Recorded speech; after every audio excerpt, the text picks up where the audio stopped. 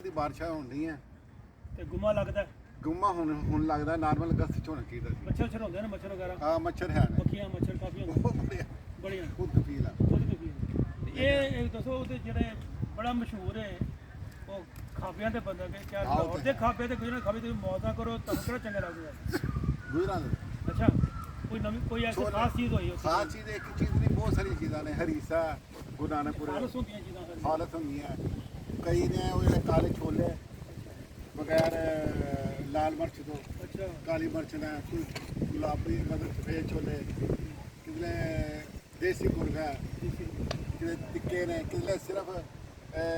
ਊੜ ਦੇ ਗੋਸ਼ਤ ਦੇ ਕੁਆਬ ਨੇ ਕਿਤੇ ਸਾਗ ਲਾ ਕੇ ਬੈਠਾ ਆ ਮੁਨਫਰ ਚੀਜ਼ਾਂ ਨੇ ਚਿੜੇ ਨੇ ਚਿੜੇ ਬਹੁਤ ਜ਼ਿਆਦਾ ਨੇ ਹਾਂ ਤੇ ਅੱਜ ਇੱਥੇ ਬਹਿ ਕੇ ਖਵਾਏ ਸਭ ਤੇ ਚਿੜੀਆਂ ਵੇਖਣ ਦੇ ਨਹੀਂ ਚਿੜੀਆਂ ਦਾ ਜ਼ਿਕਰ ਕਰਨ ਦੇ ਨਾ ਇਹ ਯੂਰਪ ਜਰਮਨੀ ਬਹਿ ਕੇ ਗੁਜਰਾਂ ਨੂੰ ਯਾਦ ਕਰਨ ਦੇ ਆ ਇਹਦੇ ਚਿੜੇ ਹੈਗੇ ਹੈ ਤੇ ਬਹੁਤ ਘੱਟ ਆ ਇੱਥੇ ਮਿਲਦੇ ਨੇ ਲੇਕਿਨ ਉਹ ਮਾਰਕੀਟਾਂ ਮੈਟਰੋ ਸ਼ਟਰ ਮਿਲ ਜਾਂਦੇ ਨੇ ਲੇਕਿਨ ਉਹ ਮਜ਼ਾ ਨਹੀਂ ਹੁੰਦਾ ਹੈ ਤੇ ਅੱਜ ਇਹ ਬਸ ਯਾਦਾਂ ਤਾਜ਼ਾ ਕਰ ਰਹੇ ਆ। ਉੱਥੇ ਦੱਸੋ ਕਿ ਕਿਆ ਜਿਹੜੇ ਜੂਸ ਵਗੈਰਾ ਮਿਲਦੇ ਨੇ ਮਾਰਕੀਟਾਂ 'ਚ ਗੰਨੇ ਦਾ ਜੂਸ ਆਹੋ ਮਿਲਦੇ ਨੇ ਹਾਂ ਸੇਬ ਦਾ ਖਾਲਸ ਬਿਲਕੁਲ ਖਾਲਸ ਉਸੇ ਟਾਈਮ ਕੱਢ ਕੇ ਦਿੰਦੇ ਨੇ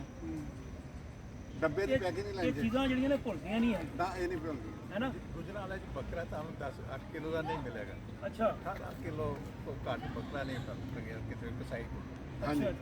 ਸਾਰਾ 20 ਕਿਲੋ। ਇਹ ਸੁਣ ਲਈ ਗੁਜਰਾਂ ਦੀ ਯਾਦਾਂ ਤੇ ਬਾਕੀ ਹੁਣ ਆਸਤਾ ਆਸਤਾ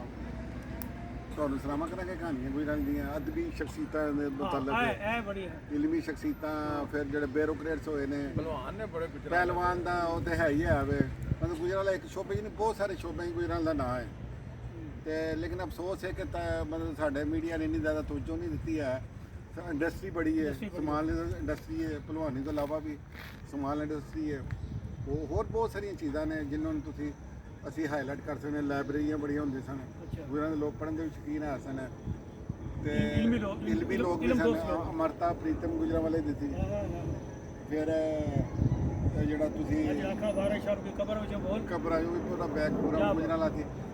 ਫਿਰ ਸੁਹੇਲ ਅਹਿਮਦ ਸੀ ਹਾਂ ਸੁਹੇਲ ਅਹਿਮਦ ਸਾਹਿਬ ਤੇ ਹਾਂਜੀ ਸੁਹੇਲ ਅਹਿਮਦ ਸਾਹਿਬ ਇੱਕ ਦੌਰ 'ਚ ਫਨਕਾਰ ਸਾਰੇ ਸਟੇਜ ਤੇ ਜਿਹੜੇ ਜੋ ਅੱਛੀ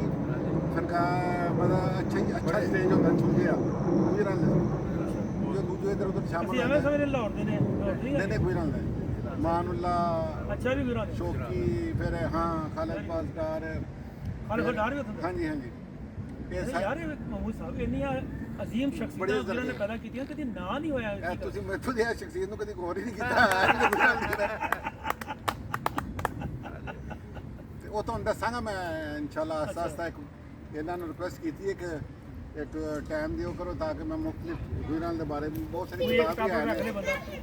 ਫਿਰ ਇਨਸ਼ਾਅੱਲਾ ਜ਼ਿਕਰ ਹੋਏਗਾ ਬਕਾਇਆ ਗੁਜਰਾਂ ਦੀ ਅਗਲੀ ਕਿਸ ਤਫਸੀਲ ਦੇ ਨਾਲ। ਅੱਲਾਹ ਹਾਫਿਜ਼।